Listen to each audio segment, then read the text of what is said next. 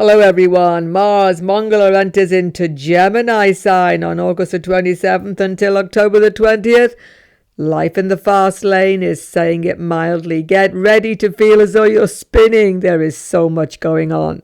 And a big factor is that many people have to make a decision. There are two possibilities and choosing isn't going to be easy. But the big secret here is that Mars is slowing down imperceptibly, but he is. And by the end of the year, he'll be retrograde, coming back into Gemini at the very beginning of 2025. You're going to have another shot at this difficult decision. It's not finished yet. So if you're new to my channel, don't forget to sub below. And if the video is good, of course, give it a thumbs up. Let's go. So everybody, will you, won't you? Will you, won't you? Will you go this way? Will you go that way? Talk about being torn in two directions. I'm going to show you the astrology, which is showing that clearly. This doesn't always happen when you have Mongala Gemini, but it's definitely happening this time for many people. Mars energy doesn't work well here in Mithuna Gemini. First of all, it's a sign of his enemy Mercury. You see, Mars wants to get things done. So wherever you want to get things done, Mercury energy interferes with it. You know, people give you this idea, this consideration, that consideration. Oh, look, here's a new opportunity. Oh, look, here's a different viewpoint. That's why many people feel like there's too much going on. Your head is spinning. Too much talk, not enough action is this Mars Gemini transit. Having said that, Mars gets impatient. He can start lashing out. Mars, K2, he is aspecting K2. He is agitating K2. K2 can lash back with violence, impulsivity. All sorts of rash decisions and disturbing situations can develop. And it'll particularly affect money matters, Mercury, business, definitely complications there, and travel perhaps in a way, but definitely education. Let's see the astrology then. Here we have Mars alone in Gemini. It's good he's alone actually, but look at this. He's got a slight aspect, fourth aspect onto Venus and K2, and the other aspect right here onto Capricorn. This means his desire is to deal with something from the past. K2 sort it out, because Capricorn is the graveyard where you finish with things, where it's all done. This is Mars's, Mongala's exaltation sign. When he aspects Capricorn, he's got a powerful dynamic for sure. How do we unpick this? Well, basically, Mongala is sorting out now something to do with the past, some nitty situation, some technical situation, some relationship situation. Some people, Venus is here, that he wants to sort quick. Mongala in Gemini has no patience whatsoever. He's going to make a lot of quick decisions here, and that could be the issue. It's a crucial moment in war-torn situations, though, because Mongala is god of war, and here he is now aspecting the graveyard. He wants to finish something off, but something from the past holding him back. And in general, Mars agitates everybody's speech. Communication goes out of hand, and there could be run-ins, violent confrontations, difficulty. There could be sudden confrontations in war zones, which are all or nothing situations, but which actually, even if they seem to settle something, don't settle anything at all. This restless, like I say, head spinning feeling of wanting solutions, any solution to your problems, is going to affect everybody, but it's not going to be straightforward. Let me show you why. It's a T-square type formation again. In these mutable signs, these types of aspects happen, these Rasi aspects. So K2 one side, Rahu the other, forming this square towards Mongala, stuck in the middle. Can you imagine someone's pulling on your left arm, pulling on the other arm, either way, pulling you in two directions? What do? This is the whole dynamic of this transit, everyone. In making decisions, circle these dates. September the 3rd to the 5th. This is when the dispositor Mercury is back in Agandanta, going direct now from water sign Cancer into fire sign Leo. It's gonna be crazy now. You may be pushed into a solution which is not right. Have caution minimum on these dates. Circle them carefully. Confused information, emotional reactions will predominate. But from 23rd of September till the 10th of October, the whole dynamic changes because Mercury dispositive is now in his exaltation sign, in his multicone, his strong position, Virgo, and he's with the sun. Superiors help you, doors open, all sorts of solutions come. Finally, it seems settled. But the thing is, it's with K2. So what seems settled isn't completely. There's going to be loose ends and it's not going to be finalized until a few months from now. Even it will have to be unraveled a little bit. Let's have a look. As everyone, Mars is coming back. Just like Arnold Schwarzenegger, he's going to be back into Gemini, into this difficult, conflicting situation again. So if you think things are sorted, they're not. Take a deep breath. Be prepared that things are not settled. They are just in the first stage of a complete reorientation. So when Mangala gets back in his retrograde motion, super powerful, into Mithuna, 22nd of Jan, he will be there right up until 2nd of April 25. The real power to confront this difficult decision finally comes. Let's go through all the signs, but please remember to use these readings. You must have a Vedic horoscope, Vedic moon and ascendant definitely. If you're not sure of those positions, check our website, bottom of my description box, Deva Guru. Put in your birth data and bring up those markers. Don't use a Western tropical chart. Let's go. For Aries moon and Aries ascendant, wow. If anyone's going to make the most of this Mangala transit Gemini, it's going to be Aries moon and Aries ascendant. You're communicating clearly and you impress people. Fantastic for interviews, new job, promotion, even starting from fresh enterprise, anything. Business opportunities are good. Everybody else is becoming confused, but you are set on the goal. But watch out for those Gandanta Mercury dates I've given you beginning of the video. That's when you could just step over the mark and become confused. So those early dates in September, watch those. Otherwise, it's an excellent and powerful transit for you. So make the most of the powerful momentum which is behind you now. You're definitely going to accomplish a lot. Taurus moon and ascendant, watch your speech. All the way through the transit, you're feeling agitated and you're lashing out a little bit. This is the issue. You've got powerful financial changes happening, but you're feeling impatient, agitated, uncertain. That's the issue. The thing is, you're not seeing eye to eye with authority figures. May include father, some of you, teachers, lecturers, guides, gurus even. You're just not feeling happy with their advice. That's the thing. And this is causing you some tension. It's probably better to even keep your plans to yourself during this time. That's the thing. Be a little easier on your kids. They're really getting on your nerves and you love them to bits, but you're trying to make things better for them too quick. So calm down, but you've got creative ideas now because Mangala aspects 5th house. That's really helpful, but they're going to take longer than you think to actually implement them. That's the only thing. Aspects of Mars give students some concern about starting a new educational course or changing something about education. Doesn't seem right, seems not perfect for you.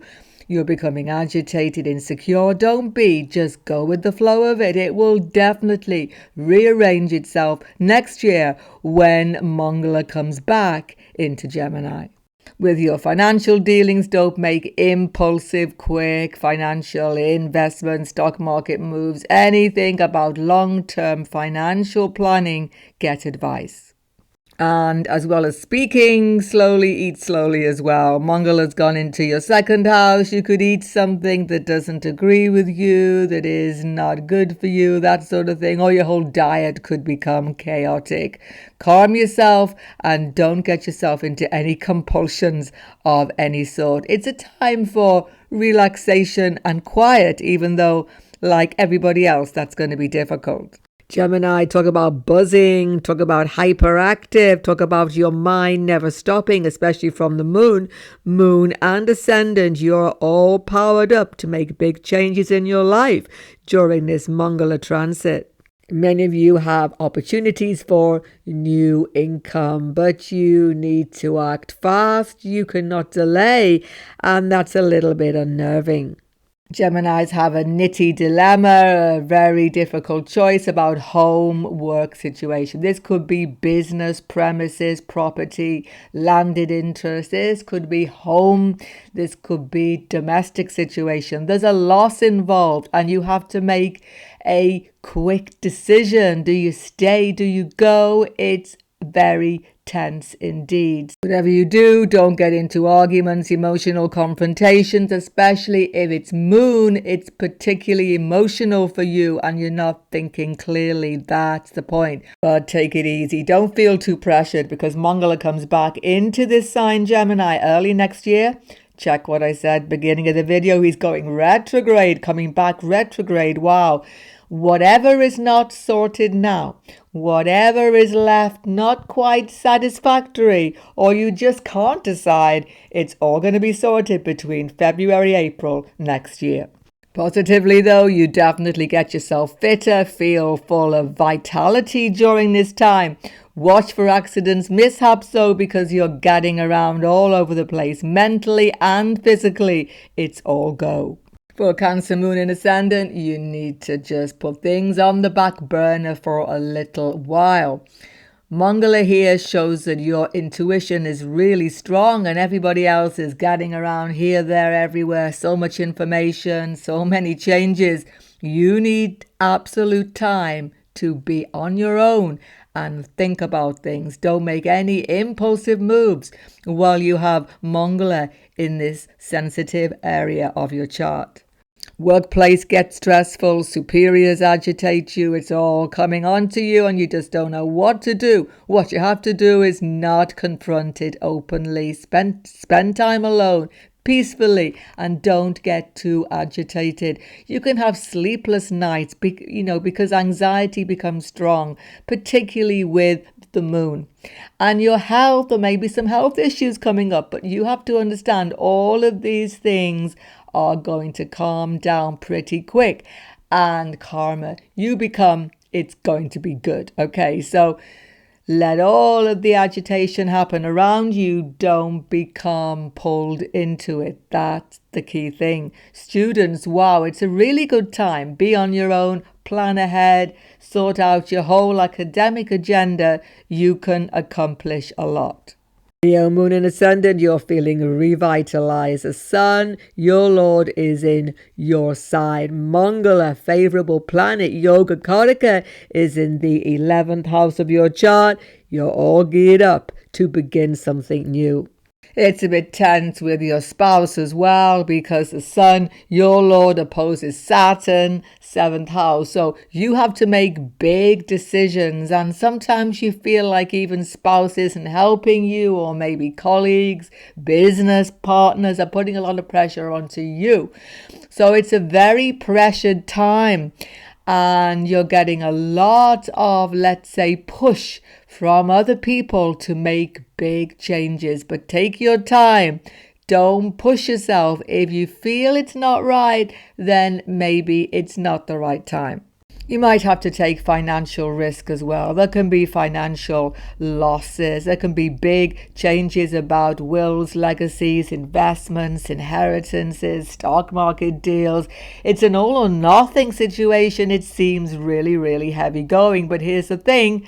Whatever you do now, it can be revitalized. It can be tweaked. It can be even done again next year. Don't forget, Mangala comes back here into Gemini between February, April. Check what I said at the beginning of the video. Virgo, moon and ascendant, you spend a lot of time just going along with things slowly, paying attention to the everyday world. That's what Virgos are good at, getting things done. And now Mangala's coming to the 10th house of your chart. Changes in the workplace. Superiors are agitating. There's so much happening. It's leaving you spinning, that's for sure. But positively, you're going to come out of the closet, as it were. You're going to tell people what you really want in your career. Some of you leave a job. Some of you start a new job. Some of you do something so different that people are amazed. You're not sticking with anything which isn't working anymore. It has to work for you, or you just don't want to know. Most of the really important changes, action though, for you Virgo, take place at the end of this transit. Check the beginning of the video. Those dates I've already given you when the Sun, Mercury are in Virgo. So at the end of the transit, it becomes really good for you. Good decisions happen, good moves happen. Libra, it's a planning time. Where do you want to go? What are you going to do with your life? There's all a big focus on future. What should you do? Where should you go? What do you want to do next? Suddenly, some of these things begin to give you anxiety during this Mangala 9th house transit. Trouble is, you're getting a little bit of agitation from your spouse, partner, girlfriend, boyfriend. They're trying to push you in a certain direction and you don't like to say no. So you're sort of going along with it. Make sure that you speak about everything openly. Don't just go along with stuff. You may tend to do that sometimes just to keep the peace. Now, Mangala is getting into a very difficult T-square. I spoke about it beginning of the video with Rahu Ketu. So workplace stresses, changes coming up again, but you will win out on this. Even if you seem to be at a disadvantaged situation, hold tight. It will all iron out, particularly early part of next year, February, April, when you can make final job decisions. Students are all fired up though, ready to start a whole new educational course. In fact, even if you're not a full-time student, training, skill-based education is really favorable now. You may not feel like it's completely right because Mars gives a little bit of agitation, but stay with it.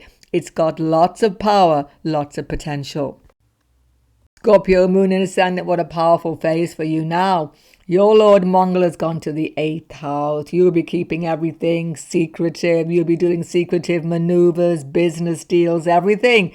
You're feeling powerful, but maybe you need to discuss things a little more openly. That's the issue. If you're self-employed, you've got all sorts of maneuvers and ways around difficult financial situation now. But as I say, open discussion helps you rather than secretive maneuvers. If you're in employment, stresses with your work colleagues, definitely, because Mars aspects Ketu, your other lord, in the 11th house. Should you go? Should you stay? How do you adjust things to work for you? You're feeling stressed and secretive, which is not helping either. Best workplace changes happen after 23rd of September. Whatever you do, don't take big financial risk. Why? Because Mangala's in this T-square with Ketu, who is in the financial gain house, meaning that you could have serious losses. Rahu, 5th house, speculation. Don't take any risky financial move. It could not be as expected. Watch your health as well, because long-term health issues come up again. You need to have a new consultation. You need to look at them differently now.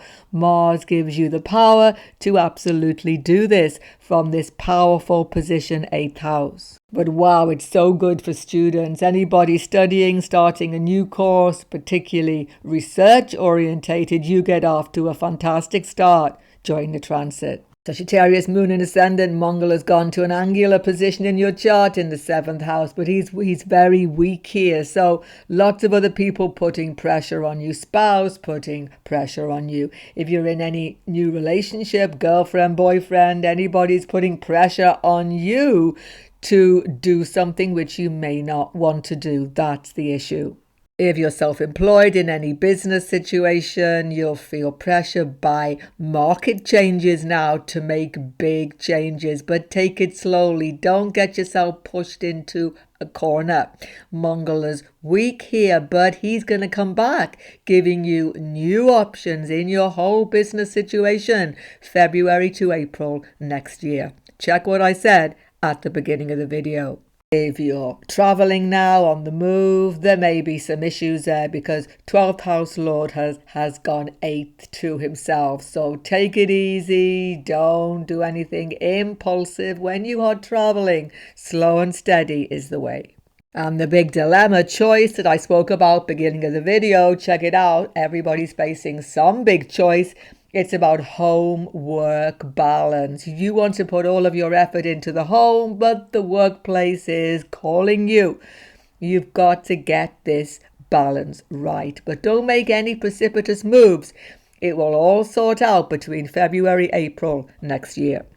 Capricorn moon and ascendant, just like Aries moon and ascendant, you're one of the signs. There's only 2 signs actually, you and Aries, who really get the benefit of this Mongol transit. Wow, you're going to sort out workplace situation, health issues, any litigation, any quarrels, contentions, stresses in your life. You're going to get power to find brilliant solutions during this transit. Of course, your stress level goes up because you've got competition, you've got problems, but every one of these situations, you're going to sort them. You're going to sort out everything and become a definite winner. If you've got interviews, it's a very favorable factor. You can absolutely wipe out all the competition during the transit. If it's meant to be for you, it's a good thing. If you don't get the job, that's a good thing as well. So relax and go with the flow of this powerful Mongol 6th house transit. Why is it a good thing if you don't get the job, don't get the promotion that you've been looking for because it was not right for you? Mongol here means a better opportunity is coming, particularly February, April next year. Watch out for that. Aquarius moon ascendant, get really restless. This Mongol going into Gemini 5th house going to make you want to take a risk. Some sort of risk situation is going to appeal to you. Watch out for this. But you see, Mars is confronting this T-square situation, spoken about at the beginning of the video. Rahu, Ketu, 2nd house, 8th house for you. It's about decluttering your life long term, this Rahu transit, not taking on extra financial burdens. So any financial investment, check them carefully. They may not be what they seem. But if you're in any educational workspace, if you're teaching or if you're a student beginning a new educational course, wow, Mars 5th house, you're ready to learn, you're ready to teach, you're ready to get into academic situation or even skill-based learning. So any education, learning opportunity, take it up. Potential is excellent long term. There can be issues with your kids, though. They could be having accidents, problems, illness, and put a lot of stress on you. But let them be. They will be fine. If you try to control too much with your kids, you'll just make things worse. Mars here means they're becoming quite self-willed. Of course, it depends on their age. Finally, Mongol is opposing 11th house of your colleague work situation. There's a bit of stress. There's a lot of change, activity in the work front. And you can go along with this, but don't get into quarrels, contentions with your colleagues. It can just spiral out of control. Pisces, moon and ascendant, watch out. Mongol has gone to a difficult house, 4th house. Home situation becomes tense. Good news is you can sort out repairs. Anything which needs to be sorted out in your domestic scene, sort it now. Don't delay anymore. If you are moving home now, it's going to happen fast. It's going to happen so quick that you're going to be spinning with it. But again, Mars gives you strength to make these big changes. On a minor note, Mars aspects Venus. Venus is vehicles. Mars is in the house of your vehicles, cars, motorbikes, whatever you get around in. Some of you have to leave a vehicle behind, lose a vehicle, think of maybe getting a new one during this time, and you may be really indecisive. If you can't make a decision, that's okay. It all comes up again February, April next year. Check what I said at the beginning of the video. Of course, Mars in this angular position puts you in a very stressed, agitated mood, and this is going to cause confrontational problems for you, particularly, as I say, spousal confrontations, business partner. Thing is, you want to do too much now. You're trying to do everything all at the same time. Watch yourself with your superior boss, though, because Mars is your 9th house lord. Problems with teachers, lecturers, father, even guru, even anybody who's advising you. You can get into stressful confrontations. Avoid this at all costs. Check out all the other major transits happening up on your screen right now. If you're new to my channel, don't forget to sub below. Goodbye for now. God bless everyone.